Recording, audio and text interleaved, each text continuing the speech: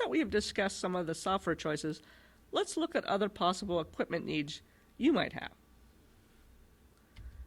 As mentioned in one of our other screencasts, selection of a good microphone for your audio recording is one of the most important decisions you'll make in terms of producing quality screencasts. Do not settle for the internal microphone that is installed on your computer. You will not get the best results from those.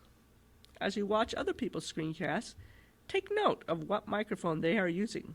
Some professional screencasters will let you know what equipment they used for their production at the end of their screencast.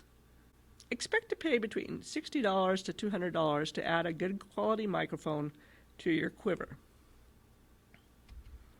My current favorite microphone for podcasting is the Blue Spark digital microphone.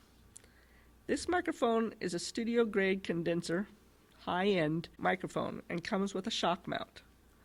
A shock mount is a type of stand that is often used with higher-end microphones.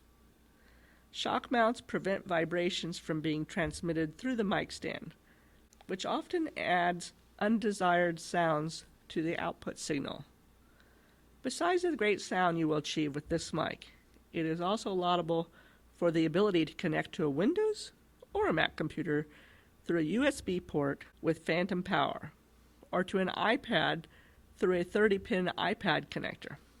Phantom power means that the mic handles the transmission of the electrical DC current through the microphone cables, so you don't need to have it located near an in-wall power source. Note that if you have one of the newer iPads with a lightning connection, that is the iPad 3 or iPad mini and above, you'll need to buy the lightning to 30-pin adapter for this, which sells from Apple for approximately $30.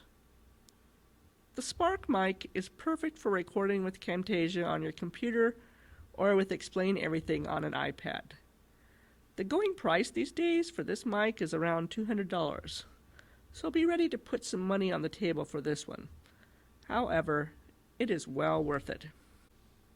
Here are a few of my favorite middle-of-the-road in terms of cost USB microphones for screencasting and podcasting. They connect directly to your USB port of your computer and all contain phantom power.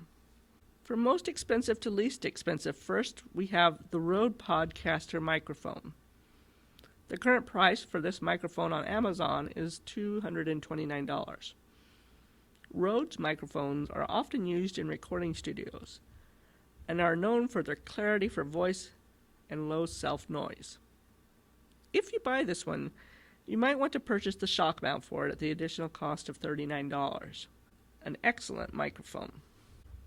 Second in the lineup is the Yeti by Blue.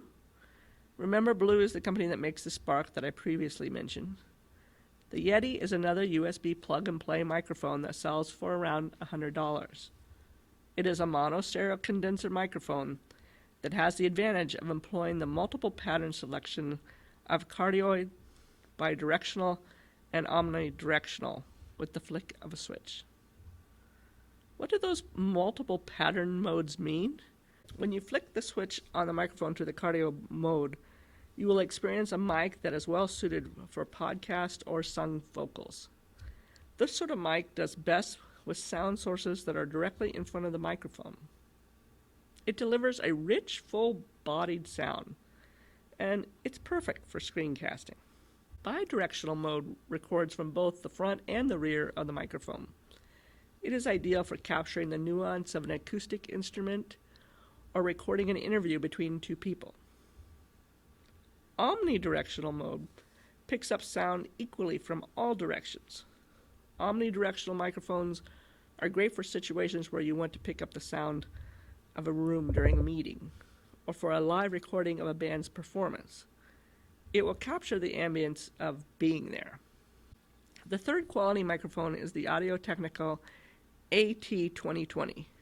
Audio-Technica microphones of any model will be of quality, but this particular model is especially favored by podcasters for its low mass diaphragm that brings about extended frequency response and vocal clarity. It comes with a tripod stand, not a shock mount, and it sells for approximately $99. The fourth quality microphone in the list is the Snowball by the company Blue. Selling for about $60 these days, the Snowball is a very competent microphone for the price. It is recognized for its top quality like the rest of the Blue family. Just like the Yeti, the Snowball has the multiple pattern selection choices of cardioid, bidirectional, and omnidirectional. However, the clarity of this microphone isn't quite as good as the Yeti, and you have to have this microphone fairly close to your mouth to achieve a strong signal. So it's not probably a mic you would want if you plan to record talking head videos. In general, you don't want the viewer to even see the mic when you're recording with a talking head. This brings up another option we should discuss: headphone microphones. I am not a fan of headphone microphones for screencasting.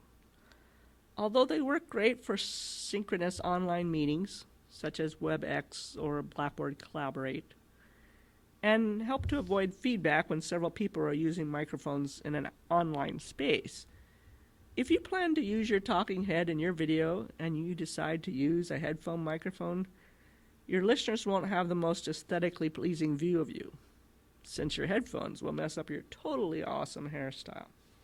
Check it out. Humans don't look good in headphones, and even cats don't look good in headphones. If they can't pull it off, why would you think you can?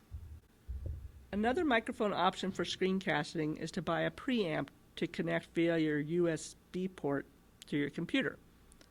A preamp will allow you to connect XLR recording microphones, like the kind they use in recording studios. Use of a preamp opens up a world of possibilities for you in terms of the type of microphone you can use.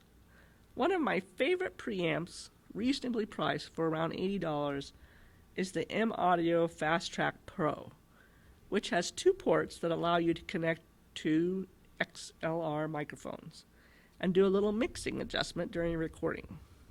This is also an excellent setup if you're planning on having 2 people speak during the screencast, as in an interview, or an event with a guest speaker, or possibly 2 instructors giving instructions and bouncing off one another's ideas. For any of these situations, except the headphone microphone, you will want to purchase a microphone pop filter for around $20.